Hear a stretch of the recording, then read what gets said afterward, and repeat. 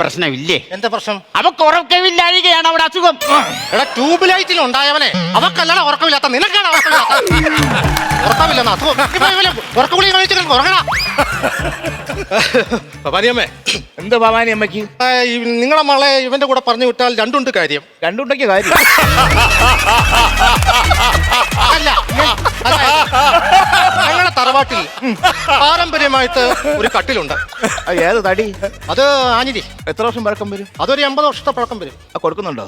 ഞാൻ കട്ടിൽ വിൽക്കാൻ വേണ്ടി ഈ പഴയ ഉരുപ്പടികളൊക്കെ മാറ്റി സൂക്ഷിക്കുന്ന പ്രകൃതി എനിക്കുണ്ട്. എനിക്കും പഴയ സാധനത്തോടെ താല്പര്യം.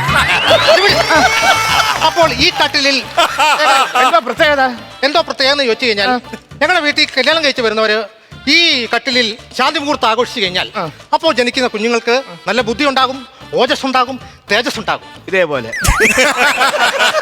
അല്ല, ഇവന്റെ സമയത്ത് പലക ഇളകി കിടക്കൂല.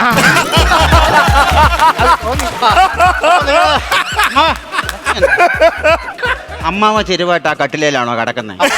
എന്നിട്ടെല്ലാം അമ്മാവിന് പിള്ളേരുണ്ടാകത്തെ? ഒറ്റയ്ക്ക് കട്ടിലെ കിടന്ന് മക്കളെ സൃഷ്ടിക്കാൻ ഞാൻ മാജിക്കാരനല്ല.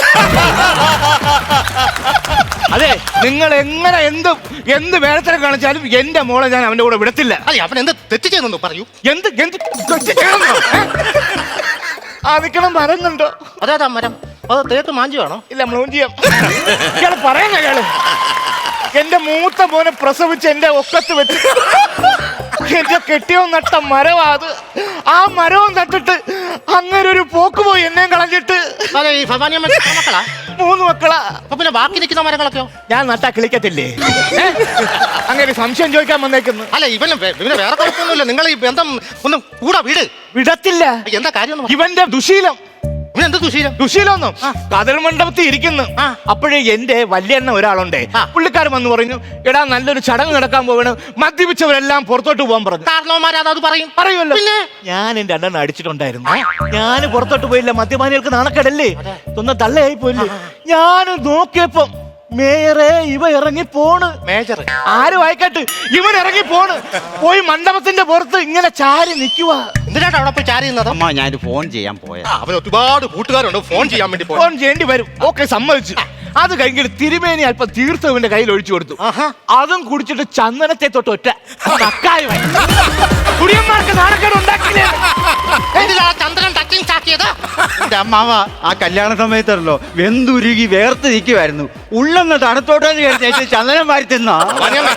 ഉള്ളൊന്ന് തണുക്കാൻ വേണ്ടി അവൻ ചെയ്ത പരിപാടി. അവന്റെ ഉള്ളു തണുക്കാൻ വേണ്ടി അതും പൊട്ടും. അവസാനം ഞാൻ പൊക്കിയവന്. എങ്ങനെ പൊക്കി? എന്റെ മോളുടെ തിരുനെറ്റിയിൽ ഇത്തിരി സിന്ദൂരം ചേർത്താൻ പറഞ്ഞപ്പോ നോക്ക്, ഇവൻ 2 വിരലയിൽ സിന്ദൂരം എടുത്തിട്ടേ ഒരു കൊടയരിച്ചിനെ പറഞ്ഞിട്ട്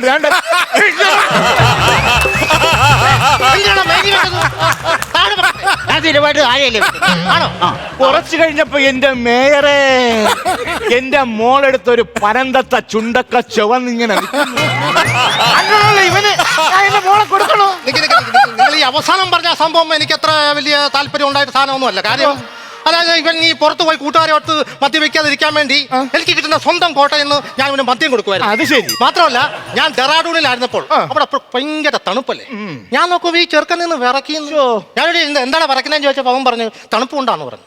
ഞാൻ അപ്പൊ തന്നെ ഒരു ബാഗ് സിഗരറ്റ് വാങ്ങിച്ചു കൊടുത്തു കേട്ടോ. അതാണ് സംഭവം. അതുകൊണ്ട് കൂട്ടുകെട്ടുകളൊക്കെ കിട്ടുമില്ല, ഒരു കൂട്ടുകെട്ടുമില്ല.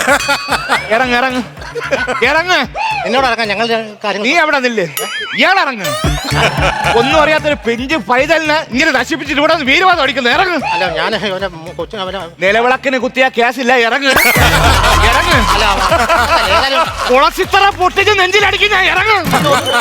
ഇറങ്ങ് മേയറെ, അവനെ വിളിച്ചോണ്ട് ഇറങ്ങ്. എനിക്ക് ഒരു കാര്യം പറയട്ടെ. എന്തുവാ? നിങ്ങളെ മോളെ ഇവന്റെ കൂടെ വിട്ടാൽ ഇവൻ പൊന്നു പോലെ നോക്കും. ഇവൻ പൊന്നു പോലെ നോക്കുന്നു. എന്താണ് ഉറപ്പ്? ഉറപ്പെന്താന്ന് നിങ്ങൾ ആ കോട്ടയത്തും കൊല്ലത്തും വന്ന് അന്വേഷിച്ചു നോക്കും. ഞാൻ കോട്ടയത്തും കൊല്ലത്തും എന്തിനു വന്ന് അന്വേഷിക്കണം? അവന്റെ ആദ്യ ഭാര്യ കോട്ടയത്തും 2ാമത്തെ ഭാര്യ കൊല്ലത്തുവാ. അപ്പൊ അവര് പറയും നിങ്ങളെ മോളെ പൊന്നു പോലെ നോക്കുവോ ഇല്ലയോ എന്ന്.